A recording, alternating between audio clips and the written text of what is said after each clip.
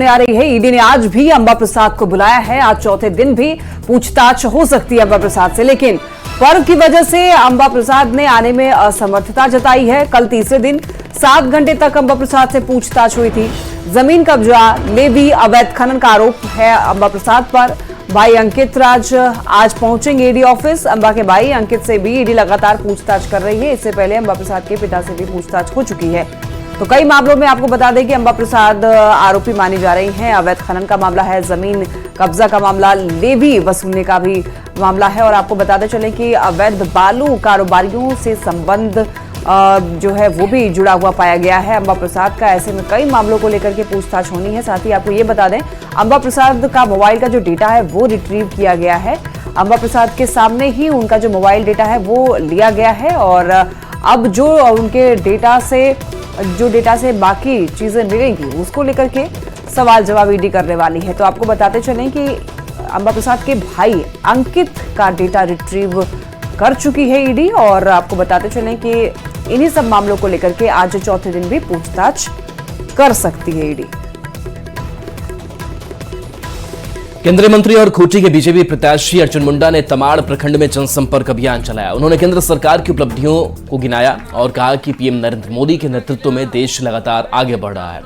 उन्होंने आदिवासियों के गौरव को याद करते हुए कहा कि जंगल में रहकर आदिवासी समाज ने अंग्रेजों से लोहा लिया था, पर उन्हें इतिहास के पन्नों में वो जगह नहीं मिली जिसके वो हकदार थे। राष्ट्र निर्माण का संकल्प तमाम लोगों ने भारत के अंदर आक्रमण किया, मंदिरों को तोड़ा, लेकिन फिर से धर्म की पुनर्स्थापना, पुनर्जन्म होते हुए भव्य राम मंदिर का निर्माण आदरणीय नरेंद्र भाई मोदी के नेतृत्व में इस देश में पूरा हुआ।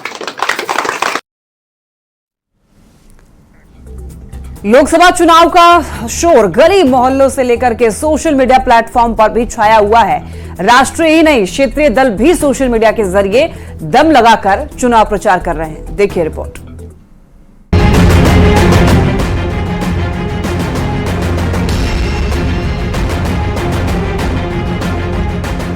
सोशल मीडिया प्लेटफॉर्म इस समय चुनावी रंग में रंगा है।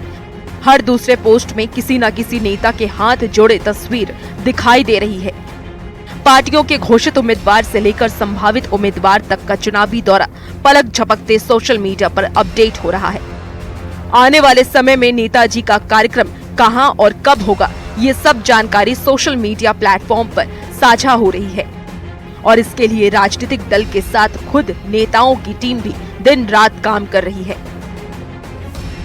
बीजेपी की सोशल मीडिया टीम 3 स्तर पर काम कर रही है। बीजेपी का सबसे ज्यादा फोकस केंद्र की उपलब्धियों को दिखाना है। कांग्रेस की सोशल मीडिया टीम प्रदेश से लेकर विधानसभा स्तर पर एक्टिव है। कांग्रेस ने सोशल मीडिया पर सकारात्मक चीजें दिखाने का दावा किया है। सत्ताधारी जेएमएम ने भी प्रदेश से लेकर जिला स्तर पर सोशल मीडिया की टीम बना ली है। ये टीम प्रखंड स्तर के नेता और कार्यकर्ताओं को जोड़ने का काम कर रही है। वर्षों में जो ऐतिहासिक कार्य किए हैं, वो मोदी की गारंटी को पूरा करने की बात करें या गरीब कल्याण योजनाओं को पूरा करने की बात करें, तो हमारे पास सोशल मीडिया में अपने अचीवमेंट्स को भी दिखाने की एक लंबी लिस्ट है। क्योंकि अभी तक पिछले 10 वर्षों से भाजपा ने व्हाट्सएप यूनिवर्सिटी से ही लोगों को बेवकूफ बनाया है, उसके ऊपर भी हम काम कर रहे हैं। और व्हाट्सएप यूनिवर्सिटी के ऊपर भी जो उन्होंने नकारात्मक छवि उसका बनाया है, हम सकारात्मक चीजों को लेके वहां तक। हम लोगों ने सोशल मीडिया के माध्यम से सांगठनिक स्तर पे हर एक प्रखंड जिलों में ही सोशल मीडिया सदस्य हैं हमारे, जो लोग हर एक प्रखंड तक सोशल मीडिया प्लेटफॉर्म पे हम लोग संगठन को ला रहे हैं, जिसका हमारा प्रयास है कि वो उसे पंचायत स्तर पे भी हम लोग सोशल मीडिया को लाएं। बदलते जमाने में चुनाव प्रचार का अंदाज भी बदल गया है। अपनी बात जनता तक पहुंचाने के लिए सोशल मीडिया कम खर्च में बेहतर जरिया साबित हुई है। हालांकि सोशल मीडिया पर चल रही चुनावी लड़ाई जमीनी परिणाम को कितना प्रभावित करती है, ये तो वक्त ही बताएगा।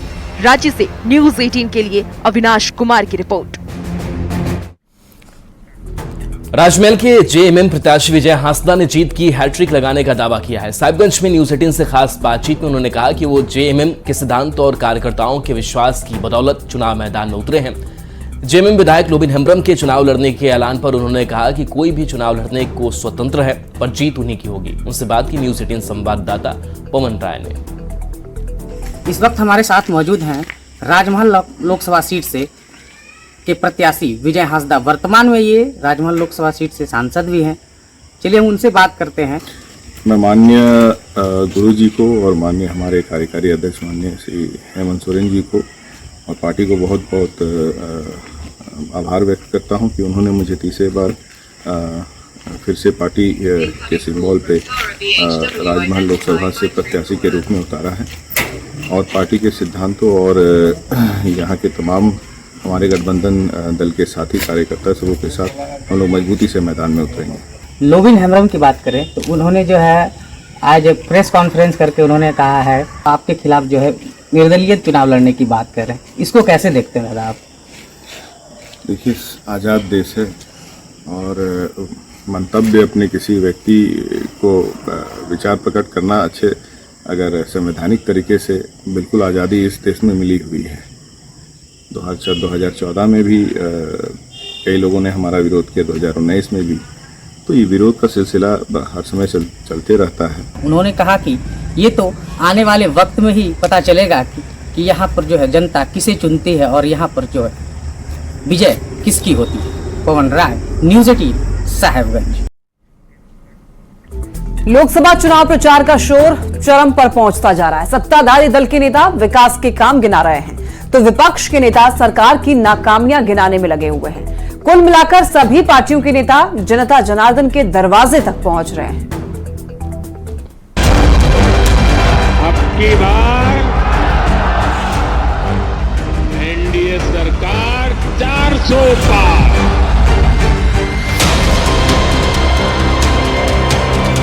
बिहार में सभी 7 चरणों में लोकसभा का चुनाव है और पहले चरण के मतदान में मात्र 9 दिन बाकी हैं। यही वजह है कि चुनाव प्रचार का शोर हर तरफ सुनाई पड़ रहा है।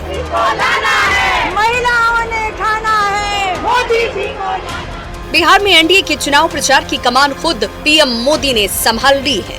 चुनाव प्रचार किसका असरदार है यह चुनावी सभाओं में उमड़ी भीड़ बता देती है। माननीय प्रधानमंत्री श्री नरेंद्र दामोदर दास मोदी जी की जमुई और नवादा की रैलियों में उमड़ी भीड़ देखकर महागठबंधन के नेताओं की नींद उड़ चुकी है। चुनाव के ऐलान के बाद अब तक पीएम मोदी 2 चुनावी रैलियां बिहार में कर चुके हैं। पहली रैली जमुई में और दूसरी रैली नवादा में हुई, जबकि पहले चरण के मतदान से पहले पीएम की तीसरी रैली 16 अप्रैल को पूर्णिया के रंगभूमि मैदान में होने जा रही है। 10 अप्रैल को गया के गुरारू में गृह मंत्री अमित शाह की रैली हुई तो 14 अप्रैल को जमुई में रक्षा मंत्री राजनाथ सिंह चुनावी जनसभा करेंगे और 15 अप्रैल को यूपी के सीएम योगी आदित्यनाथ नवादा में विवेक ठाकुर के समर्थन में चुनावी सभा करने वाले हैं। यही नहीं, 12 अप्रैल को गया में और 13 अप्रैल को औरंगाबाद में बिहार के सीएम नीतीश कुमार की भी रैली होने वाली है। लेकिन महागठबंधन और राष्ट्रीय जनता दल का चुनावी प्रचार अभियान न के बराबर पूरे बिहार में है। एक तरफ जहां एनडीए के नेता धुआंधार रैली कर रहे हैं तो इंडी अलायंस में अभी कंफ्यूजन वाली स्थिति है। तेजस्वी यादव भले ही अपने उम्मीदवारों के प्रचार में जोर शोर से लगे हों, बाकी किसी दल के नेता का कहीं कोई अता पता नहीं दिख रहा। इतना ही नहीं, कांग्रेस की कई सीटों पर तो अब तक उम्मीदवारों के नाम तक तय नहीं हो पाए। तेजस्वी यादव जी के इस असरदार प्रचार से पूरा जाग उठा है बिहार। हालांकि कांग्रेस का कहना है कि प्रचार से नहीं बल्कि काम से चुनाव पर फर्क पड़ता है। किसका प्रचार असरदार नहीं, किसका काम असरदार, उस पे वोट होता है। सवाल है कि क्या तेजस्वी यादव अकेले प्रचार करके एनडीए का मुकाबला कर पाएंगे? न्यूज़ 18 के लिए पटना से अमित कुमार के साथ ब्यूरो रिपोर्ट। यूपी के आजमगढ़ में इस बार त्रिकोणीय मुकाबला होने जा रहा है। यहां से बीजेपी ने मौजूदा सांसद दिनेश लाल यादव को प्रत्याशी बनाया है तो वहीं समाजवादी पार्टी ने धर्मेंद्र यादव को मैदान में उतारा है।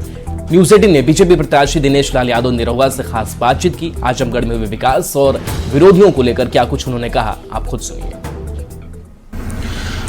हमारे साथ आजमगढ़ से भाजपा प्रत्याशी दिनेश लाल यादव निरहुआ जी हैं।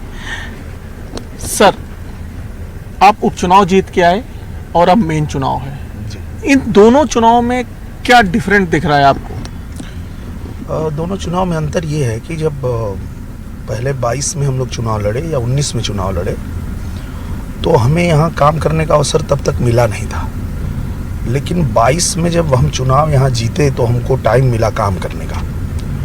और फिर आजमगढ़ में हमने 1 साल जो हमको मिला था, उस 1 साल में जो काम किया है वो देख करके यहाँ की जो जनता है वो बहुत खुश हुई कि हमने बाकी लोगों को भी बहुत अवसर दिया लेकिन कोई इतना काम नहीं किया, 10 साल में कोई नहीं किया जो 1 साल के अंदर यहाँ आजमगढ़ में हम लोगों ने किया। तो ये फायदा हुआ है कि अब जब हम चुनाव में जा रहे हैं तो मतलब इनको ये गारंटी हो चुकी है कि ये जीत के भागने वाला प्रत्याशी नहीं है, हार के भागने वाला प्रत्याशी नहीं है। ये जीते चाहे हारे, मैं 19 में हार गया था तो भी आजमगढ़ रह के काम कर रहा था, 22 में जीता तो भी आजमगढ़ रह के काम कर रहा हूँ, अपना भी काम कर रहा हूँ, जनता का भी काम कर रहा हूँ। मैंने जनता से कहा था कि आपने अगर अवसर दिया तो मैं बम्बई नहीं जाऊंगा, आजमगढ़ को ही फिल्म सिटी बना दूंगा, और वही मैंने किया। अभी 1 साल के अंदर ये सूचना विभाग में आप खोजेंगे तो आपको रिकॉर्ड में मिल जाएगा कि 21 फिल्मों की शूटिंग आजमगढ़ में हो चुकी है 1 साल में, और 22वीं जो है वो कल से शुरू होने जा रही है। लेकिन अगर हम समीकरणों की बात करें तो उपचुनाव में गुड्डू जमाली बसपा से थे और 2 लाख से अधिक वोट वो पाए थे, और इस बार वो समाजवादी पार्टी के साथ खड़े हैं। इसको किस तरीके से आप देख रहे हैं? उसका बड़ा लाभ मिल रहा है हम लोगों को। गुड्डू जमाली थे तो उनके साथ में लोग थे, गुड्डू जमाली के जाने के बाद वो जो उनके साथ के लोग थे वो अब हमारे साथ आ गए, वो सब लोग हमारे साथ ज्वाइन कर रहे हैं, हमारे साथ सभा कर रहे हैं, हमारे साथ आकर के और मीटिंग कर रहे हैं। लेकिन अखिलेश जी आरोप ये लगाते हैं कि आप एक्सीडेंटल जीत गए, उपचुनाव था, प्रशासनिक मशीनरियों का दुरुपयोग करके आप चुनाव जीते हैं, और इस बार जनता जो है आपको जो है ये सड़क दिखाइए, ये कभी बनाया था उन्होंने, दिखाइए ये जो सड़क है ये जो बन रही है, और इसी आजमगढ़ को कहते थे हमारा गढ़ है और इसको गढ़ा बना दिए थे। तो अखिलेश यादव को तो मौका दिया ही था जनता ने कि आप करिए, पर वो तो भाग गए, तब ना हमको मौका मिला। अगर वो काम किए होते तो फिर वही रहते, उनको कहाँ हम कह रहे हैं कि जनता ने अवसर नहीं दिया था। मुलायम सिंह यादव जी ने आजमगढ़ में बहुत अच्छा काम किया था, और इसलिए जनता ने एक बार फिर अखिलेश यादव जी को मौका दिया कि उनके विकास कार्यों को आप आगे बढ़ाइए, पर वो छोड़ के भाग गए। यहाँ एक छोटे से ब्रेक के लिए रुक रहे हैं, जल्द लौटेंगे।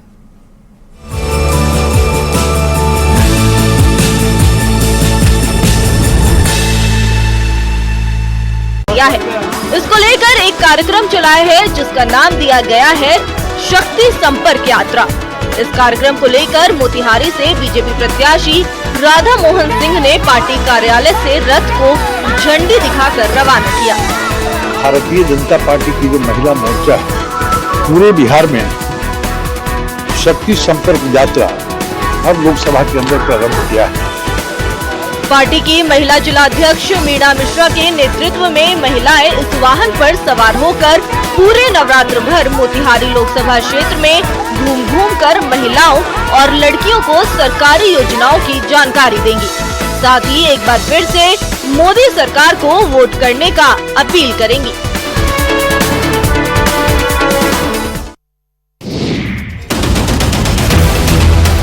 बिहार में पूर्ण शराबबंदी लागू है, लेकिन ना तो शराब की बिक्री रुक रही है और ना ही शराबियों की लत छूट रही है।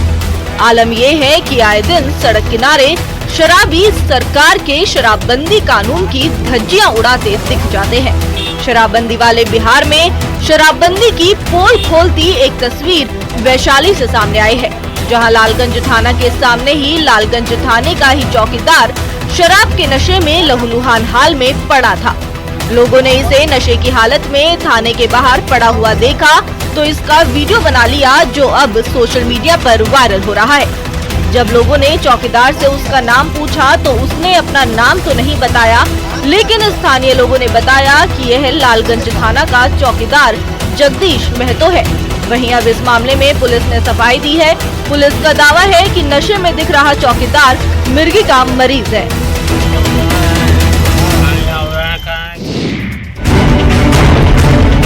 सिवान में उत्पाद विभाग की टीम ने 3 ऐसे सीएनजी ऑटो को जब्त किया है, जिसे देखकर सभी के होश उड़ गए। ये तीनों सीएनजी ऑटो में विशेष तहखाना बनाकर शराब रखी गई थी। ऑटो के हर पार्ट में, चाहे इंजन हो, सीट हो या साउंड बॉक्स, हर जगह शराब छुपाकर रखी गई। सिवान एक्साइज के द्वारा 24 घंटे के अंदर 3 सीएनजी ऑटो जिसमें गुप्त तहखाना बनाकर शराब की तस्करी की जा रही थी और तीनों ऑटो से 2 व्यक्ति और 6 लोगों की गिरफ्तारी हुई है, 3 ऑटो की जब्ती हुई है। दरअसल लोकसभा चुनाव की तारीखों के ऐलान के बाद से ही देश भर में आचार संहिता लागू है, जिसके बाद से अलग अलग राज्यों में पुलिस और प्रशासन की टीम लगातार छापेमारी और सघन चेकिंग अभियान चला रही है। इसी कड़ी में सिवान पुलिस को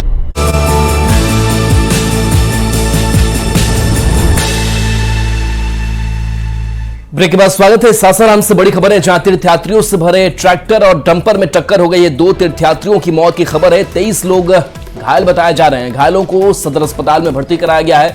महुआ धाम जाने के दौरान यह हादसा हो गया। चिनारी की टिकारी के पास हादसा हुआ है। हादसे में घायल लोगों में 10 महिला सहित 2 बच्चे भी शामिल है। तो ट्रैक्टर में तीर्थयात्री मौजूद थे और बड़ा हादसा सामने आया है। सासाराम से खबर बता रहे हैं, हादसे में 2 यात्रियों की मौत हो गई है और इस हादसे में घायल लोगों में 10 महिला सहित 2 बच्चे शामिल हैं। सर मुंडेश्वरी से अरे उन्नापुर से सर गाड़ी जा रही थी महुआ धाम। हाँ, कौन गाड़ी? सोनालिका था सर। ट्रैक्टर पीछे से ट्रक वाले डंपर वाले टायरा मार दिया। हाँ। और दाहिने साइड में पलट गया। हाँ। सर 23 गो सर घायल हैं, 2 गो मौत है। कहाँ जा रहे थे? महुआ धाम ट्रैक्टर से। सासाराम के टेकारी गांव के पास ट्रैक्टर और ट्रक में टक्कर के कारण 23 लोग घायल हो गए, 2 लोग घटनास्थल पर ही मृत हो गए। डंपर में टक्कर हुआ? ट्रैक्टर डंपर वही ट्रैक्टर और ट्रक जैसा डंपर था। हाँ। जिसमें 23 लोग घायल हो गए, 2 लोग स्पॉट पर डेथ हो गए, जिनको सदर अस्पताल लाया गया है। 23 लोगों का इलाज सदर अस्पताल में चल रहा है। शेखपुरा में भी चुनावी सरगर्मी उफान पर है। जमुई संसदीय क्षेत्र में 19 अप्रैल को चुनाव होना है, जिसके कारण जैसे जैसे चुनाव की तारीख नजदीक आ रही है, उम्मीदवारों की धड़कन बढ़ते जा रहे हैं। जमुई लोकसभा क्षेत्र से एनडीए ने अरुण भारती को उम्मीदवार बनाया है। अरुण भारती के खिलाफ आरजेडी से अर्चना रविदास मैदान में है। दोनों उम्मीदवार मतदाताओं को लुभाने के लिए दिन रात एक किए हुए हैं। एनडीए के जनसंपर्क अभियान का जायजा लिया है हमारे सहयोगी अजीत कुमार सिन्हा ने। 19 अप्रैल को चुनाव होना है, काफी उत्साह लोगों में देखा जा रहा है। अभी उम्मीदवार है, एनडीए समर्थित उम्मीदवार हैं, काफी जनसंपर्क अभियान चला रहे हैं। ये शेखपुरा विधानसभा क्षेत्र का इलाका है। हम जानते हैं आम मतदाताओं से आशीर्वाद ले रहे हैं। क्या लग रहा है आपको, चूंकि आम मतदाताओं से मिल रहे हैं, आप आशीर्वाद मिल रहा है आपको, काफी उत्साह भी देखा जा रहा है, कैसा महसूस? हम लोगों ने लगातार अपना जनसंपर्क जनता के साथ, जमुई लोकसभा की जनता के साथ जारी रखा है। इसी क्रम में आज हम लोग दूसरी बार शेखपुरा में आए हैं और आज हमारा लक्ष्य है कि हम जितना ज़्यादा हो सके, जो इलेक्शन कमीशन का परमिटेड टाइम है उसके अंदर अपना जनसंपर्क कर सके। NDA NDA NDA NDA NDA NDA तो काफी लोगों की उत्साह देखा जा रहा है। एनडीए के पक्ष में पूरी गोलबंदी मतदाताओं को हो रहा है। निश्चित रूप से लगता है कि 19 तारीख को जो वोट होगा, काफी वोट होगा। अब आइए, अब की बार 3 लाख पार जमुई लोकसभा में हम लोग 3 लाख पार करेंगे और 3 लाख वोटों से जमुई लोकसभा निर्वाचन क्षेत्र में अरुण भारती को जिताएंगे। तो आपने सुना, काफी उत्साह लोगों में है। निश्चित रूप से जो पिछले का रिकॉर्ड है वो तोड़ेगा और इस बार एनडीए उम्मीदवार। और चलिए सीधे आपको लिए चलते हैं गांधी मैदान, जहां पर मुख्यमंत्री नीतीश कुमार पहुंचे हुए हैं और तस्वीर आपको दिखा रहे हैं। आज देश भर में ईद मनाई जा रही है और इसमें आज नमाजी पहुंचते हैं गांधी मैदान। काफी संख्या में मुस्लिम समुदाय के लोग यहां पर पहुंचते हैं, ईद पढ़ते हैं, नमाज पढ़ते हैं ईद की। और ऐसे में से नीतीश कुमार भी पहुंचे हुए हैं, जहां पर इस नमाज में वो शामिल होंगे।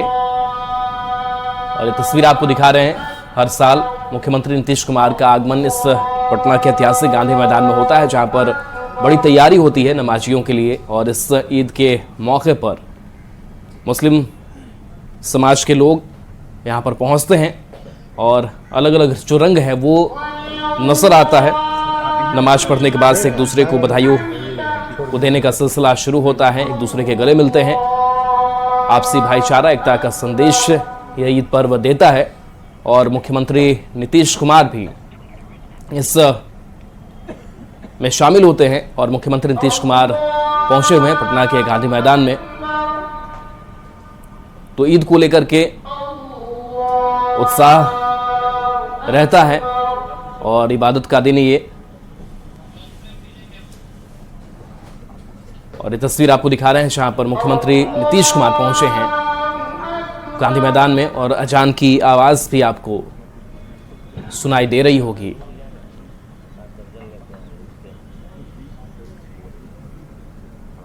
तो मुख्यमंत्री नीतीश कुमार की मौजूदगी है, यहाँ वो सेवैया भी चखते हैं और हर साल की तस्वीर सामने आती है। और देखिए ये तस्वीर हम आपको दिखा रहे हैं, सारे नमाजी नमाज अदा कर रहे हैं और इसके बाद से एक दूसरे से मिलने का सिलसिला शुरू होगा। एक दूसरे को गले लगाकर बधाई देंगे और संदेश यह ईद देता है शांति का, भाईचारे का, एकता का। और पूरे रमजान की अगर बात करें तो काफी नेक नियत के साथ इस पूरे पर्व को मुस्लिम समाज के लोग करते हैं। एक त्याग भी होता है।